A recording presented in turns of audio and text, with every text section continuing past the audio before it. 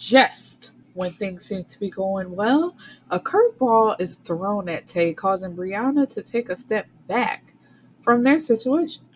Now becoming a father, Tay puts all his attention on his son, ignoring the yearning inside of him. Brianna thinks moving on is the key to her problems, but what she soon learns is what the heart wants, the heart wants. The only question between them is, can Brianna put her issues aside with Tay's newfound fatherhood to give them a real chance? Hello, my beautiful people, and welcome back to the show. So, today's book is Can't Help But Want You. This is actually a it's a part of a three-part series, called the Want You series. Now, I actually have not read the other two, but it's about a couple named Aisha and Cage. Lord forgive me. Now, Aisha is the sister and best friend of our main characters today, and Gage is Tay's best friend.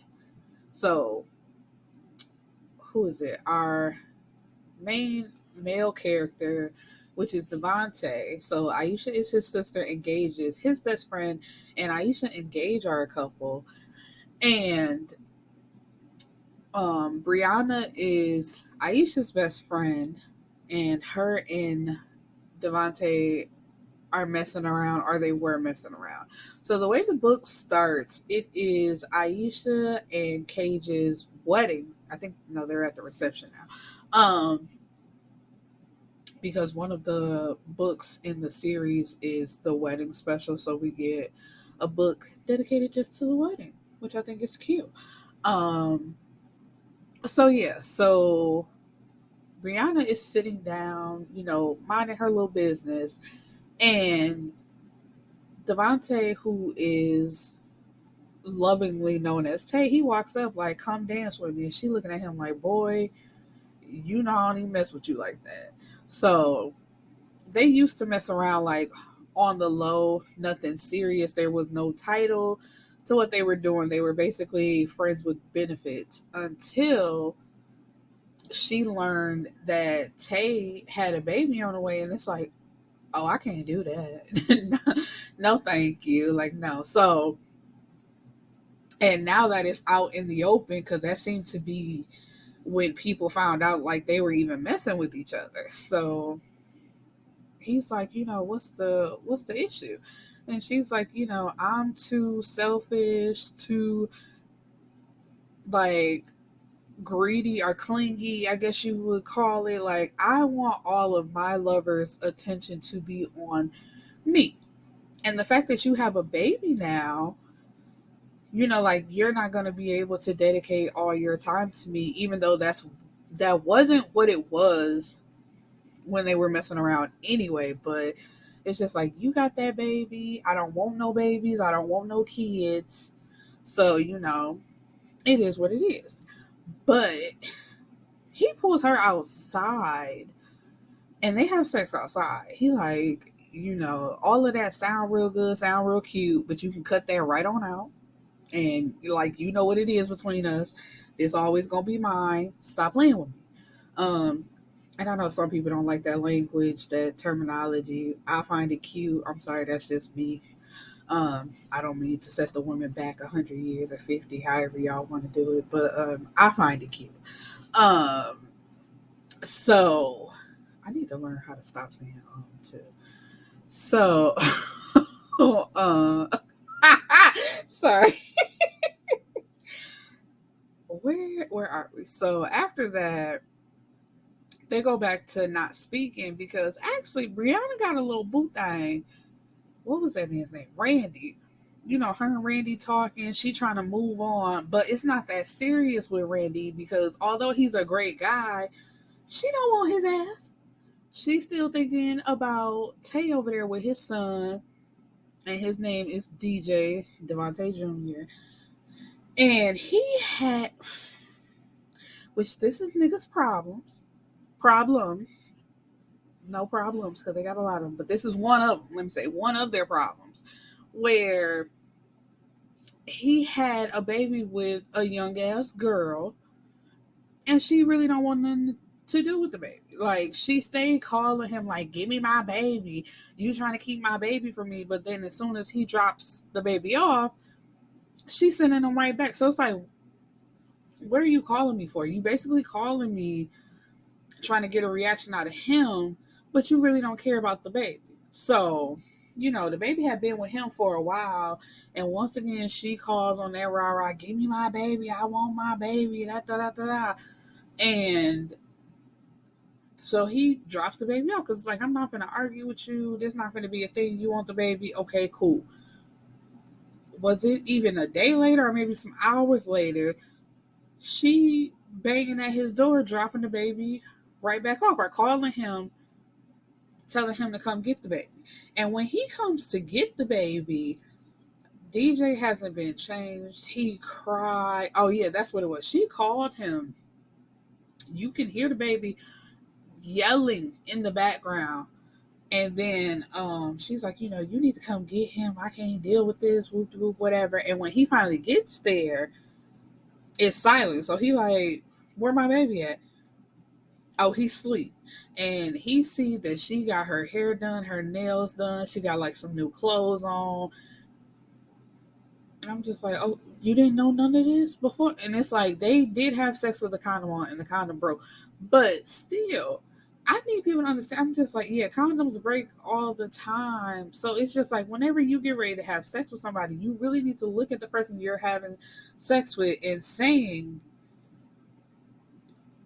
in the chance that this condom breaks, would I want to be stuck with this person for the rest of my life with a baby, with a human that belongs to both of us? And if the answer to that is not yes, like, honestly, y'all should not be having sex with these people. I understand having fun, because I know it's gonna be a lot of people like, I ain't thinking about that. I just want to have fun. Okay, but it's like, sex comes with real responsibilities. Like, y'all just don't be giving a fuck, and I understand, because you know what, fuck Earth, fuck life, whatever. But it's like, then shit like this happened, and because I don't know how I forgot this too. It's like the condom broke. They knew that, and he bought a Plan B and he gave it to her, and said, instead of watching her take it, he just trusted her to take. Why would you trust her?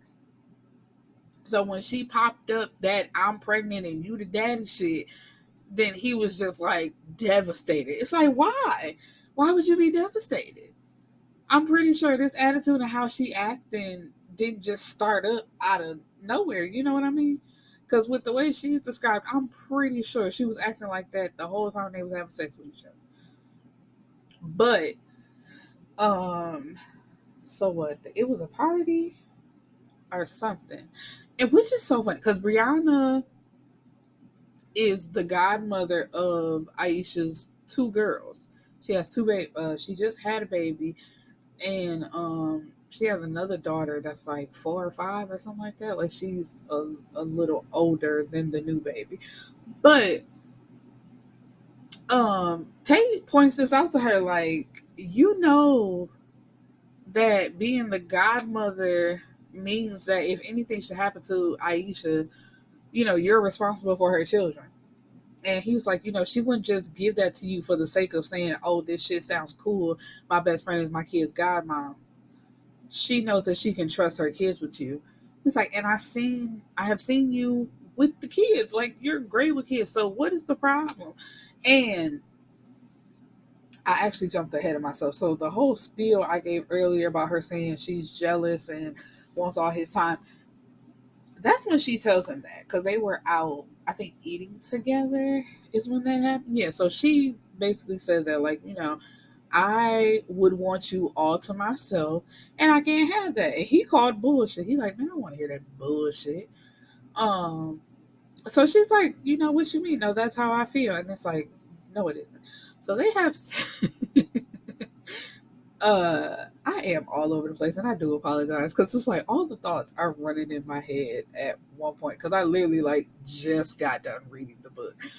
But it was funny because they had sex in the bathroom because it was a swimming pool party, and he like caught her in the bathroom. But anyway, Aisha, like, she peeped it. She was like, y'all was gone for 20 minutes.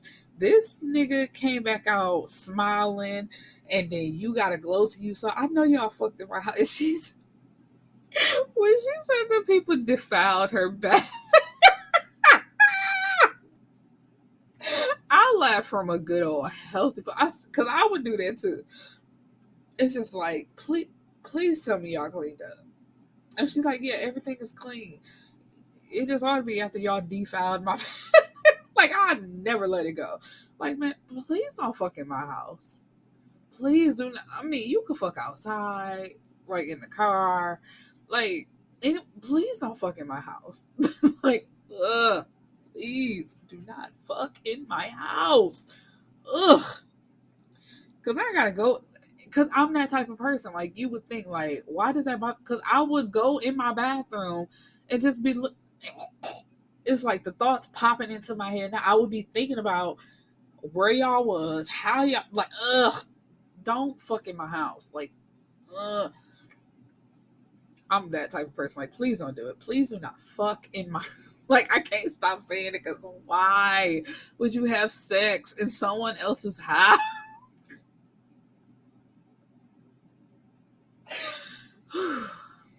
Which is so funny because I'm pretty sure I have not always had these thoughts. Yeah, when I was younger, it's like, you know what, we get it in anywhere, anyhow, whatever. But no, like, do not fuck at somebody else's house. You can even fuck in restaurants. Like, I did, but okay, let me put it on me. Don't fuck at my house. Like, how about that? Just not my house. I don't care. Anywho, um, so they're starting to grow closer again, and Brianna and Tay, I mean.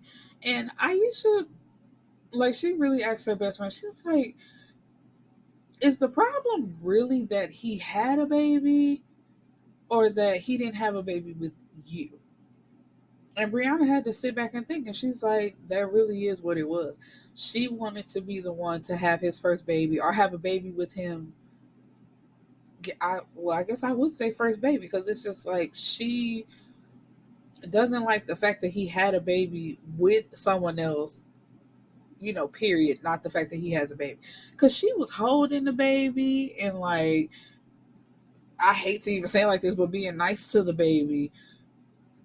And Tay said that he was like, I'm so confused. Like, you like my kid? Or she was like, why would I be mean to a baby? The baby ain't dead. So what, I'm just supposed to egg your baby, not pick him up, pretend like he's not there? Like, what kind of person do you fucking take me for?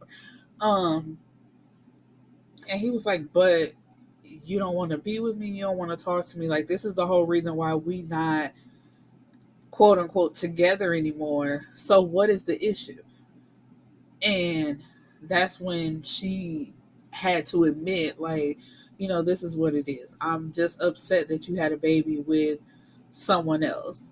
And she's thinking like he was sleeping with both of them at the same time, when really that wasn't the case. So although they were unofficial, they were official basically, because he's like, I didn't start sleeping with her until that last time, like, you cut me off and we wasn't talking to each other. Then I started having sex with her, and then that situation happened. And so he gets a phone call from a babysitter because when he realized that the baby mama wasn't shit, he just took the baby and said the baby gonna stay with him full time because obviously she don't give a fuck about the baby. Like, she left that baby in a diaper all day, let him cry himself to sleep. Like, the house looked a mess, his room looked a mess. So he hired a babysitter to keep baby DJ while he was at work, or if he go out or anything like that. So anyway, he gets a call from the babysitter like, the police are here and your baby mama is here, because I forgot her name. And they're saying that I have to give the baby to her, and I'm not doing that. So he's like, okay, hold on, I'm on my way. So when he gets there, the police try to like hold him back, like, sir, step back. He like, this is my motherfucking house, and that's my son. And of course, baby mama's in the background. He got doing all that hooping and hollering. He got my baby. He won't give me my baby. Um, and so the police are like, sir, she's saying you kidnapped your son. And this is what I hate about the law, because he's like, how could I kidnap my son? That's my son. But like how states are, all the rights go to the mom. Like, he has no rights whatsoever. So he had to hand the baby over. And when he had to hand the baby over, like, it was a wrap for a second. He shut down. He wasn't talking to nobody. He was just in his house. Like, I know that's what pisses you off too, because okay, let's say like 7, let's do 75% of the time. It's the mother's taking care of the child, making sure the child is well cared for. The father don't want nothing to do with the baby, no, nothing like that. But you do have that 25% of men who are all in, who care about their children or their child and want to take care of them. And it's the mama who ain't shit and don't do shit. So it's just like, for you to have to sit at home with no rights to your child, knowing that your child is being mistreated and there is nothing you can do about it because the law is always on the mother's side, I would have went dark too. I don't want to talk to nobody. Please don't come over here trying to give me no pep talks. None. I don't want to hear none of that shit, because I know she not doing my baby right, man. She is over there abusing my baby, and there is nothing that I can do about it. Because if you go over there trying to raise hell, you're going to be arrested. And then that's going to look bad on you if you try to go get custody. I was so upset for my man, because I was like, why y'all doing Tay like this? You got a man who wants to be with his son, who wants to be involved, but you got this young, and it actually, her age don't even matter, because you got this type of woman who don't give a fuck about that child. And so, of course he's going to court because he has the pictures from the last time he went over there to pick up the baby, and how she don't do nothing for the baby. Because, oh yeah, when she had the police over there to collect the baby, of course he handed Lord, get your words together, Erica. He handed the baby over, but she's like, where's his stuff? And Tay told her, you're not getting nothing that I bought for him. Where's your shit? And she's like, you ain't shit. It's like, no, you're the mother. You love him so bad. Why you ain't got nothing for him? Why ain't nothing prepared? You're not taking my shit. I'm not giving you nothing. You're not going to be able to use my shit and like manipulate the situation. Like, no, fuck you. And so then Aisha gives Brianna her key to Tay's house. So she goes in and she's like, I'm gonna help you through this situation. You need to get out the house. You can't just sit here. Everything gonna be all right. Let's just get up and go. So she takes him out to get his mind off the situation. And it actually does help him a little bit. He's like, you know what? I did need to get out a little bit. Thank you for not giving up on me. I just want my baby back. And she's like, of course. Nobody is faulting you for that. And it's like, like I said, that you've done the right thing, and it's all going to come out in the end. Like when you fight for custody, it's all going to work out. So then one day, like, his doorbell rings, and when he opens his door, it's his son sitting on the steps with a note on top of him. And so he gets the baby upstairs. Once again, baby has not been changed. Like, the diaper is barely holding on. He don't smell too good. He just looks so uncared for. And so, of course, he's taking pictures of everything before he gets the baby cleaned up. And then the note says, I can't do this no more. Something to that effect. Like, I'm going to LA to become an actress. When I tell you I would have found that little bald-headed hoe and whooped her ass, might even killed her. I'm sorry, because